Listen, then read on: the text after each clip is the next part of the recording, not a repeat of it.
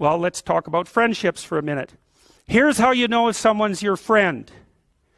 A, you can tell them bad news, and they'll listen. They won't tell you why, you're stupid and why that bad thing happened to you and how something worse happened to them once and, derail the whole conversation. You can actually tell them bad news and they'll listen. So that's a good thing. And then this is a weirder thing. You can tell them good news and they'll help you celebrate. And that's a really good way of deciding who you should have around you. Because if you have someone around you, something good happens to you and you're kind of afraid to even admit it because, God, something good happened to you. It's like, you let that be known and it'll certainly be taken away. So, you come out and you sort of tell someone half-heartedly that something good happened to you and they give you a whack and then talk about, the great thing that happened to them 3 years ago. Or worse, the great thing that happened to someone that they knew 3 years ago. It's like, go away from that person. They're not helpful to you. And they're not helpful to themselves either. And so you want to surround yourself, you got to think about this.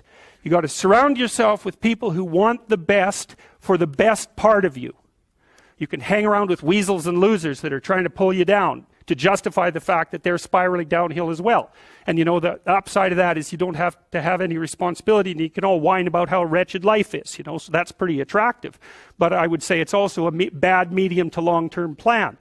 And so it's acceptable and desirable to try to surround yourself with people who are facilitating your development. And you might say, well, I've got people around, I know them well, they're not doing that well and they don't fit into that category. It's like, what's your point? What are you going to do with them exactly? If they'll listen and cooperate with you and move towards a better future, great. If they don't pay any attention and they keep doing the same damn things over and over and they're not going anywhere and it's painful, then maybe the proper thing to do is say, you just have your misery. I'll go off and have my life. And maybe you'll wake up at some point in the future and think that's a better way of being. Because just putting up with it is, well, they call that enabling, right? You put up with that sort of behavior, you're providing tacit consent for it and even tacit approval.